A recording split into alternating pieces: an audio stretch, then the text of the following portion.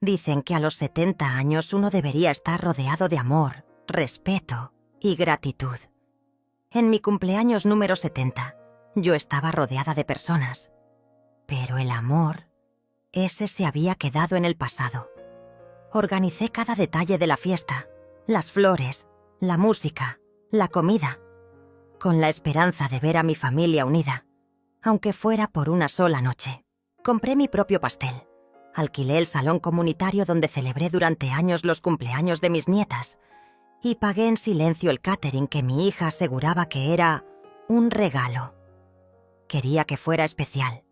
Quería sentir que mi vida había tenido sentido, que los sacrificios habían sido notados, que la juventud que dejé atrás había valido la pena. Pero lo que recibí aquella noche fue una respuesta fría de la vida, una respuesta con brillantina, cinta dorada y crueldad. Valeria llegó tarde, como siempre, pero esta vez con una sonrisa desbordante y una caja entre las manos. La gente aplaudió. Ella levantó los brazos como si fuera la estrella de la noche. ¿Y yo? Yo sonreí, porque eso es lo que hacen las madres.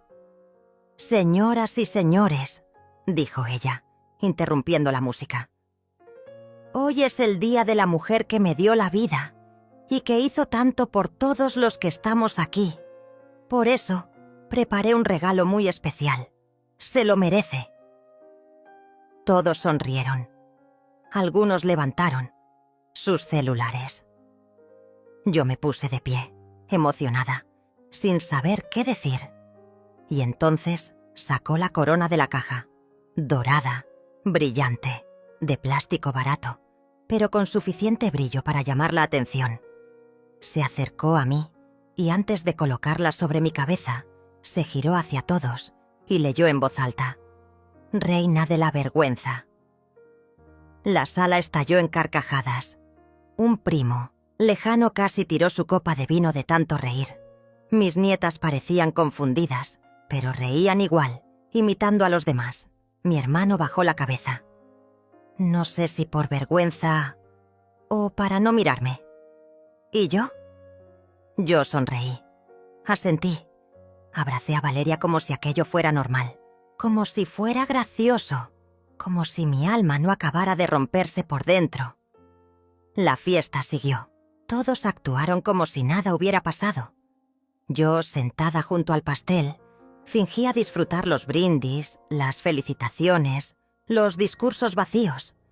Pero mi mente giraba en silencio, porque nadie allí sabía lo que yo sabía. Nadie imaginaba lo que había hecho 3 semanas antes de esa fiesta. Ni siquiera Valeria. Ella pensaba que podía reírse de mí, que podía jugar con mi dolor, que podía avergonzar a la mujer que la crió sola, que le limpió el vómito en la infancia y le pagó intercambios en el extranjero hipotecando su propia casa. Valeria siempre fue brillante, encantadora, de esas personas que entran a un lugar y hacen que todos giren a su alrededor.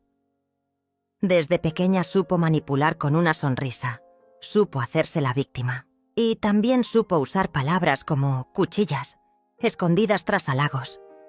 Creció culpándome por todo, por no tener un padre, por haber vivido años en un apartamento diminuto, por no haber conseguido un trabajo mejor. Una vez me dijo: «Eres una decepción constante, mamá. ¿Y sabes qué es lo peor? Que nadie te lo dice en la cara».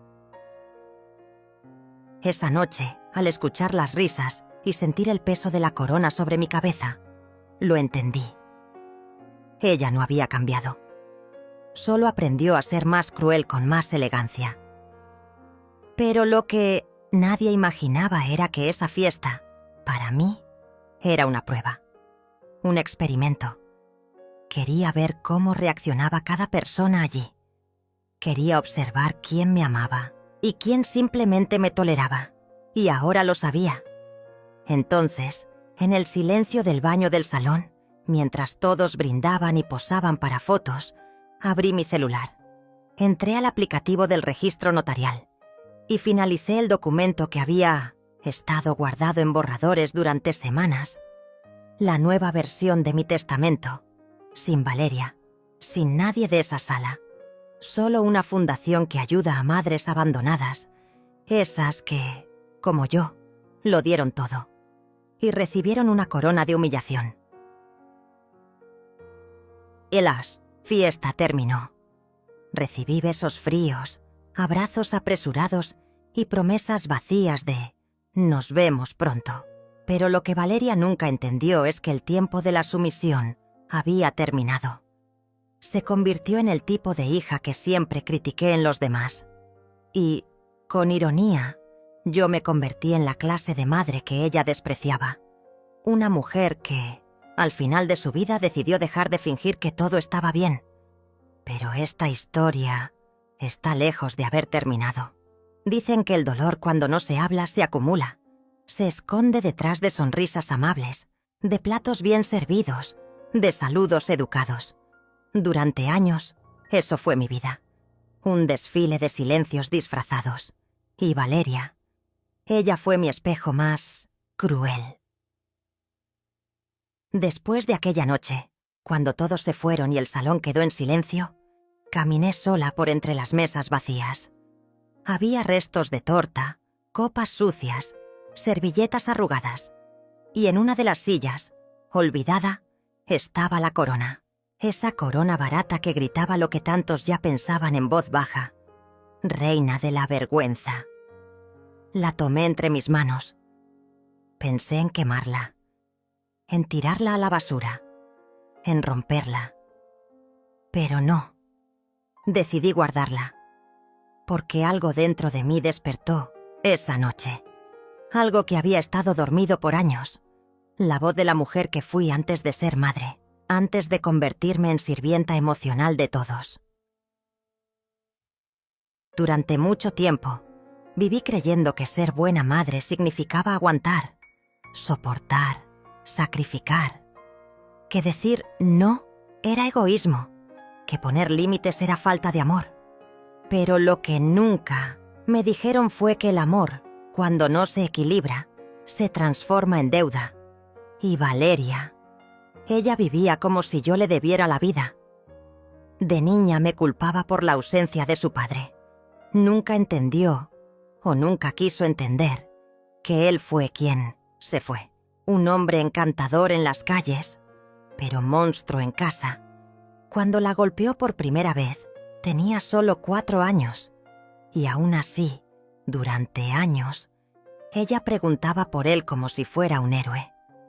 Cuando le dije la verdad, me llamó mentirosa. Me gritó que yo lo había espantado, que si él se fue porque no lo supe amar. ¿Puedes imaginar eso? Recibir el odio de la persona por la que renunciaste a todo. Pasaron los años, y con cada etapa de su vida llegó una nueva forma de crueldad. En la adolescencia me decía que le daba vergüenza, que sus amigas no podían venir a casa porque mi madre es muy rara. Y cuando pedía explicaciones, se reía. «Ay, mamá, no te tomes todo tan en serio». Después vinieron las universidades. Yo trabajaba limpiando casas y cocinando para otros. 3 empleos en un solo día. Me dolían los huesos, pero nunca dije que no. Pagué intercambios, computadores, ropa de marca, y todo para escucharla decir que yo solo hacía lo mínimo como madre. Una vez, cuando no pude transferirle dinero porque simplemente no tenía, me dejó de hablar por 2 meses. Pero lo más doloroso no eran sus palabras, era su forma de mirar. Como si yo fuera una carga. Como si mi existencia misma fuera una vergüenza. Y aún así la amaba. Porque eso hacen las madres, ¿verdad? Nos convencen de que el amor todo lo cura, pero nadie habla de lo que el amor mal correspondido destruye. Después de la fiesta, volví a casa sola. Me senté en la sala con la corona sobre las rodillas. La casa estaba en silencio, pero dentro de mí, una tormenta. Encendí la televisión. Nada. Abrí un libro. No podía concentrarme. Solo pensaba en lo que todos habían dicho, en cómo se habían reído, y especialmente en cómo me había sentido invisible.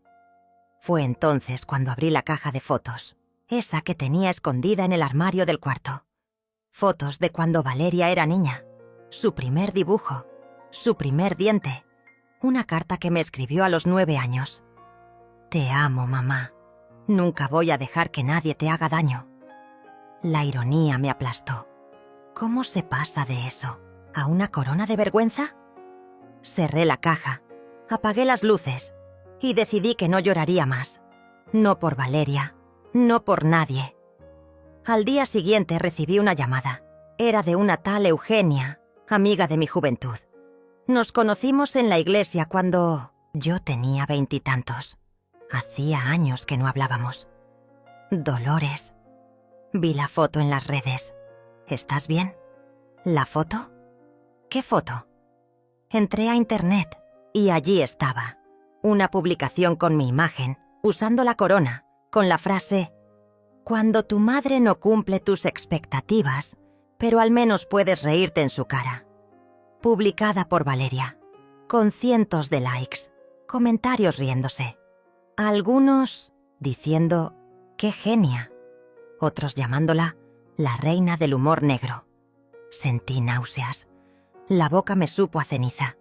Mis manos temblaban, pero no lloré. En lugar de eso, volví al testamento. Lo abrí y lo volví a leer, palabra por palabra. Cada línea era un alivio, cada cláusula una redención. Valeria no heredaría ni un centavo, ninguna de sus hijas tampoco. Mi casa, mi cuenta, mis joyas, mis objetos valiosos, todo sería donado. Pero dejé algo especial para ella, una carta, sellada, con una sola condición: que le fuera entregada el día que intentara reclamar la herencia. Lo que esa carta decía, eso aún no te lo puedo contar, porque esta historia solo comienza. Esa noche no dormí. No cerré los ojos ni un solo segundo. La imagen de la publicación de Valeria me taladraba la mente. Mi rostro viejo, arrugado, confundido, y esa maldita corona.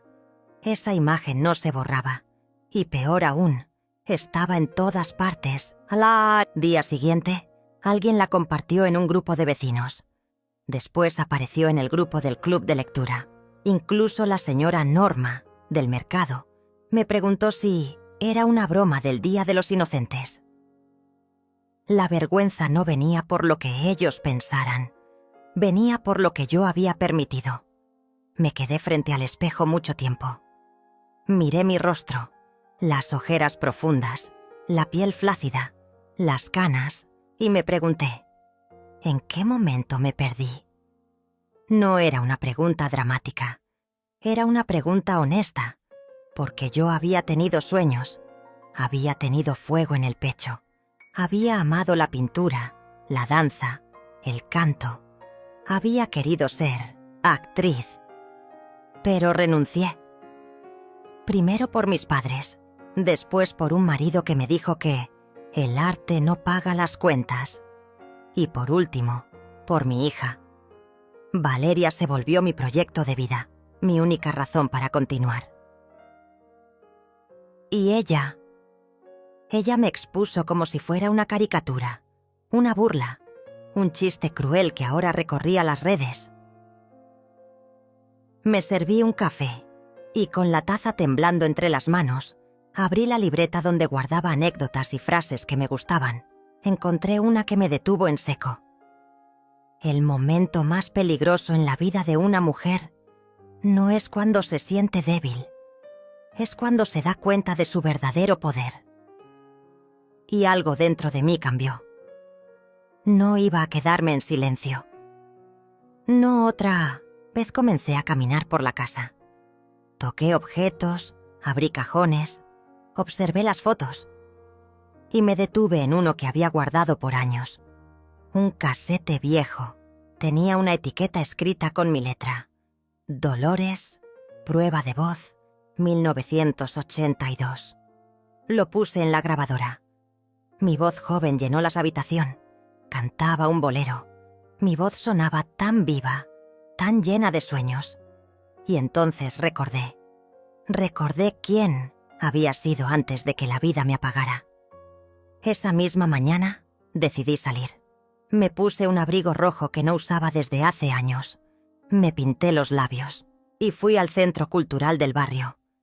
Había una clase abierta de canto para mayores de 60 años. Entré.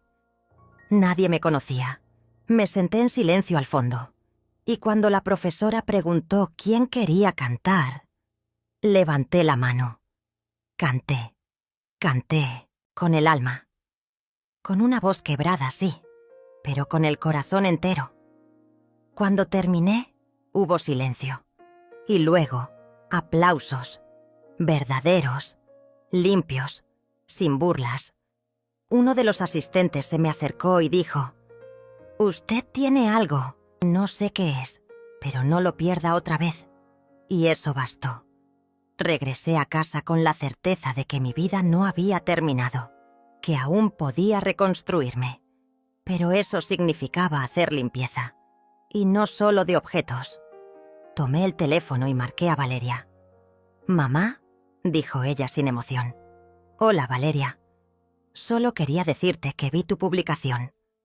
Hubo un silencio breve. Y luego, una risa. «Ay, mamá, ¿otra vez vas a hacer drama?». Todo el mundo se rió. «¿Por qué no puedes reírte tú?». «¿También?». «Porque no es gracioso», respondí firme. «Y porque fue cruel». «Ay, mamá, te juro que no lo hice con mala intención». «¿Y por qué no me pediste permiso para usar mi imagen?». Silencio. «¿Sabes qué? Olvídalo». Continué. «Solo quería que supieras que lo vi y que no estoy enojada. Estoy despierta». Colgué. No esperé respuesta. No necesitaba una, porque, por primera vez, había hablado desde mi centro, desde mi dignidad, desde esa parte de mí que había estado dormida. Pero Valeria no lo tomó bien. Horas después, publicó otra historia en sus redes. Esta vez, un video. Aparecía hablando a la cámara, con un tono sarcástico. «Mi madre ahora dice que está despierta. Despierta a los 70. Alguien que la despierte otra vez, porque parece que se olvidó de ser madre durante 40 años». Los comentarios fueron aún peores que antes. Memes, risas, insultos velados. Pero ya no me dolía igual. Ahora me indignaba. Ahora me encendía. Decidí hacer algo más. Volví a mi libreta y comencé a escribir. No pensamientos, no poesía. Una carta, una verdadera carta a mi hija. No con rencor, no con odio, con verdad. Cruda, directa, sin maquillaje. Y en esa carta le conté todo. Le conté cómo me sentí cada vez que me menospreció, cómo me rompía cada vez que me ignoraba. Le conté sobre su padre, sobre los golpes, sobre las lágrimas escondidas, sobre los trabajos que acepté en silencio para que nunca le faltara nada. Y le dije algo más, que la amaba, que siempre la amé, pero que ya no estaba dispuesta a ser su blanco. Esa carta la puse en un sobre y la dejé con mi abogada, junto al testamento, porque yo sabía que ese día llegaría. El día en que ella pensara que todo era suyo, que podría tomarlo todo sin consecuencias. Pero no, no esta vez. Ahora la reina de la vergüenza había vuelto a colocarse su verdadera corona, la de mujer, la de humana, la de sobreviviente. Y esto, Valeria, aún no lo sabes, pero lo vas a descubrir. Cuando lo hagas, será tarde, muy tarde. Pasaron los días. Valeria no me llamó, no escribió, no respondió. El silencio era su forma favorita de castigar. Lo usaba como un muro, como una forma de poder. Y aunque el silencio duele, esta vez fue distinto, porque no venía desde la sumisión, sino desde la elección. Yo había dejado la carta con mi abogada, junto al testamento, y algo en mí se sintió ligera, como si después de años hubiera soltado una piedra que no era mía. Afuera, el mundo seguía igual, pero adentro, algo había cambiado para siempre. Empecé a salir más de casa. Retomé clases de teatro para adultos. Me inscribí en un grupo de canto coral. Comencé a hacer amigas, a reír sin tener que mirar a nadie para pedir permiso. Una tarde, mientras caminaba por el parque, me encontré con Amanda, una amiga de juventud. «Dolores, no lo puedo creer. ¿Eres tú?» «La misma, solo que un poco más arrugada», dije sonriendo. Nos sentamos en una banca y conversamos por horas. Hablamos del pasado, de nuestras hijas, de los años que nos habíamos perdido. Amanda me miró con ternura y dijo: «Siempre creí que tú ibas a brillar. Tenías esa luz. ¿Qué pasó?» Esa pregunta me dolió más que cualquier otra, porque Amanda no lo dijo con juicio, sino con tristeza. Entonces le conté. Le conté sobre los gritos de mi esposo, sobre las noches en que escondía los moretones, sobre cómo Valeria creció viendo a una madre rota y terminó creyendo que eso era normal. «¿Y tú crees que aún puedes cambiar eso?», me preguntó Amanda. «No lo sé, pero sí sé que no puedo morir siendo la mujer que otros definieron». Nos abrazamos, y en ese momento supe que aún podía reconstruirme. Pero mientras yo me reparaba en silencio, Valeria seguía alimentando su propio espectáculo. Había hecho otra publicación, una foto mía de joven, tomada sin mi permiso, con el texto: «Alguna vez tuvo sueños, luego se convirtió en madre». Miles de likes, cientos de comentarios. Algunos se burlaban, otros le aplaudían por decir la verdad. Pero uno en particular llamó mi atención. A veces, los hijos se convierten en el peor espejo de lo que fuimos incapaces de enfrentar. Ese comentario tenía razón. Valeria era el reflejo de mi miedo, de mi silencio, de todo lo que dejé pasar. Pero yo ya no era esa mujer. Una tarde recibí una llamada. Era mi abogada. «Señora Dolores, necesitamos una firma adicional para validar el anexo del testamento. ¿Puede venir mañana?» «Claro. ¿Algo más?» «Sí. Quiero decirle que lo que escribió en la carta fue lo más fuerte y valiente que he leído en años. Gracias por confiarme eso». Colgué con un nudo en la garganta, porque por primera vez alguien había leído mi verdad y no me juzgó. Esa noche miré mi álbum de fotos, busqué imágenes de Valeria cuando era niña.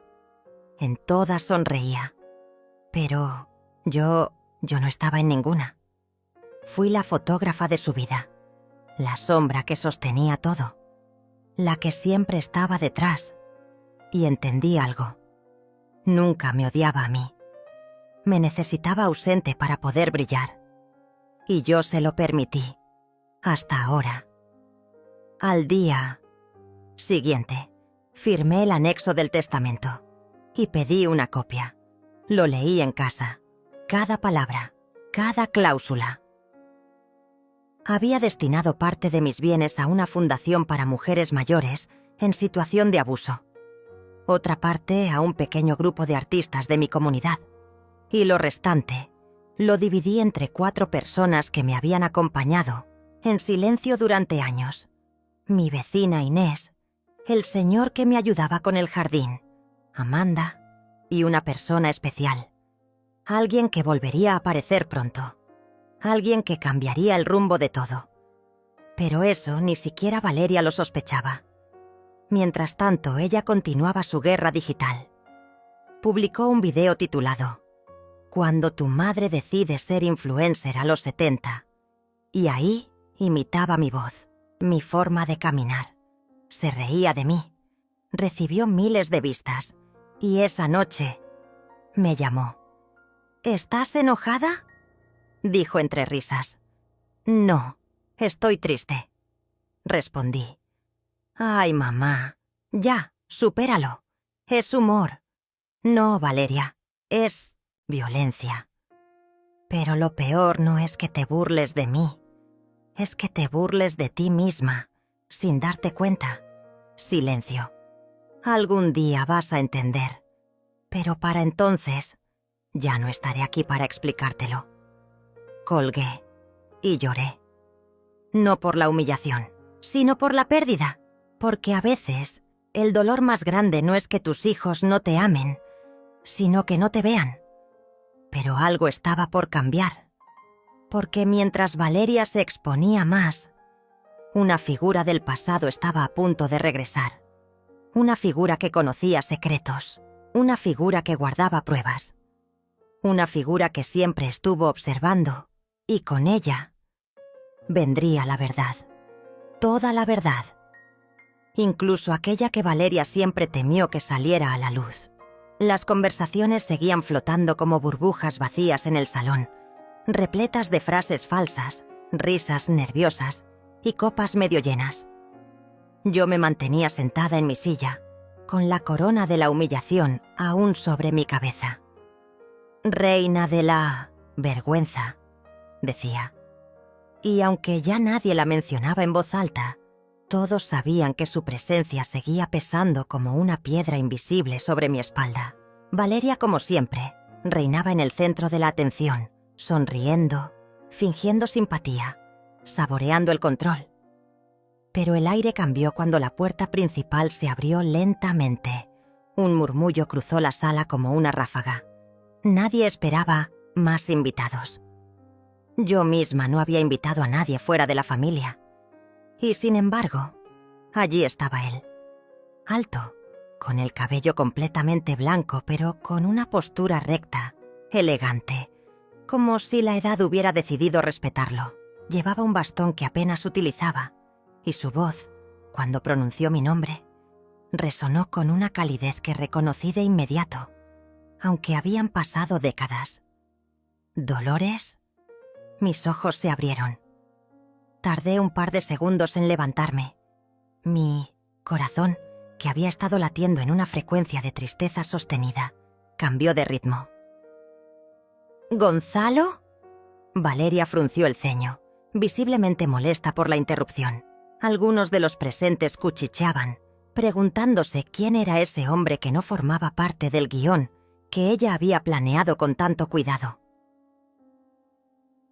Gonzalo se acercó, con pasos firmes, y me abrazó con una sinceridad que ya no recordaba. Apretó mis manos con fuerza. Cielos, hace más de 30 años que no te veía, y sin embargo, sigues siendo tú, tal como eras en la oficina, firme, incansable, valiente. Yo sonreí, pero mis ojos comenzaron a humedecerse. Pensé que te habías mudado a otro país. Lo hice, pero hace poco volví por razones personales, y un viejo colega me habló de tu cumpleaños. Decidí que no podía dejar pasar la oportunidad. La sala guardaba silencio ahora. Incluso Valeria había dejado de hablar. Gonzalo giró lentamente hacia los demás, sin perder la elegancia. Permítanme presentarme. Soy Gonzalo. Murúa. Tuve el honor de trabajar con Dolores durante más de 15 años. Éramos parte de un pequeño equipo en una organización que, gracias a ella, se convirtió en una de las más respetadas del país. Nadie respiraba. Recuerdo como si fuera ayer cuando le negaron una promoción que merecía más que nadie. ¿Saben lo que hizo? No renunció. No se quejó. Se quedó. Formó a 5 personas que terminaron liderando sus propios departamentos y, mientras tanto, reorganizó toda la estructura de la empresa. Lo hizo mientras criaba sola a su hija y trabajaba horas extras todos los días. La palabra sola retumbó. Vi el rostro de Valeria endurecerse. Ella fue el motor silencioso de muchos éxitos. Nunca buscó reconocimiento, pero sin ella, muchos de nosotros no habríamos llegado a donde llegamos. yo incluido. Dolores, te debemos tanto más de lo que imaginas. Mis manos temblaban. Apreté los labios para no llorar. Y aunque nadie me haya pedido hablar, me pareció importante que no se olvidaran de quién tienen sentada aquí. Continuó Gonzalo mirando fijamente a cada invitado. Ella no es ninguna reina de la vergüenza. Si ustedes supieran la mitad de lo que ella hizo por mantener esta familia, este hogar, estos valores, no permitirían ni por un segundo ese tipo de burla. Silencio. Un silencio espeso, tenso, casi incómodo. Gonzalo me tomó la mano y con un gesto sereno levantó suavemente la corona de mi cabeza. La sostuvo en alto por un segundo. Luego la colocó con delicadeza sobre la mesa más cercana. Esta no es tu corona, Dolores. Tu corona es invisible, pero todos los que te conocemos la vemos. Y hoy me enorgullece estar aquí para recordártelo. Las lágrimas ya no podían contenerse. Agradecí con un apretón su gesto. Valeria, por primera vez en toda la noche, no tenía palabras. Los invitados comenzaron a desviar la mirada. Algunos bajaron la cabeza. Otros, que habían reído antes, ahora parecían incómodos. Uno de los primos de Valeria se levantó y brindó torpemente en mi dirección, sin decir mucho. Pero ya no importaba. La atmósfera había cambiado. El silencio de Gonzalo valía más que cualquier discurso. Y dentro de mí, algo despertó. Una llama antigua, que creí extinta, volvió a encenderse. La fiesta seguía, pero ahora era otra. Una diferente. Una que comenzaba a girar en torno a algo real, no en torno a máscaras. Porque a veces, la llegada de alguien que te recuerda quién fuiste realmente es lo que te devuelve quién todavía eres. El salón, minutos atrás tan lleno de risas superficiales, se había transformado en un espacio denso, casi sagrado. Gonzalo ya no decía nada. Había vuelto a sentarse a mi lado, como si su misión estuviera cumplida. Su presencia, sin embargo, seguía pesando como una verdad irrefutable en el aire. La corona seguía sobre la mesa, pero ahora parecía un objeto abandonado, despojado de poder. Valeria, aún en el centro de la sala, intentaba recomponer la atmósfera. Aplaudió 2 veces, con fuerza forzada, como para despertar al público de un trance. Bueno, sigamos celebrando. Hay mucho por lo que brindar. Mi madre, nuestra homenajeada, está rodeada de todos los que la quieren. Nadie respondió. Algunas sonrisas se esbozaron por educación, pero los ojos de los invitados ahora me buscaban a mí. Ya no era la mujer ridiculizada de antes.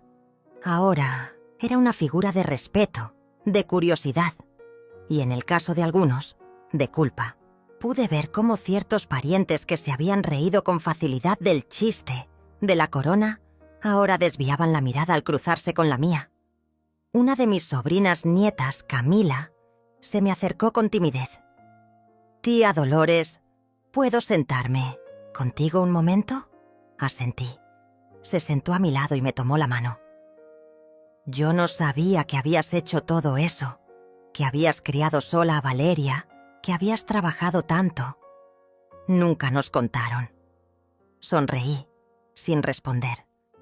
Nunca conté porque nunca esperé que lo valoraran, porque en algún momento creí que el silencio era sinónimo de fortaleza. «Eres muy fuerte, tía. Yo quiero ser como tú cuando sea grande», dijo con una honestidad tan pura que me quebró por dentro. Gonzalo me miró de reojo, con esa expresión que solo los viejos amigos pueden dar, una mezcla de orgullo y melancolía. Mientras tanto, Valeria hervía en su propio veneno. Lo noté en su mandíbula apretada, en la forma en que recargaba vino sin parar. Sus movimientos eran torpes, bruscos, su sonrisa cada vez más forzada. «Vamos, brindemos por mi madre. Brindemos por la mujer que lo dio todo. Gritó de repente, alzando su copa como si pudiera borrar el momento anterior a fuerza de volumen. Algunos invitados la imitaron por lástima. Otros ni siquiera levantaron la copa. Era claro que algo se había roto. ¿Y tú, mamá?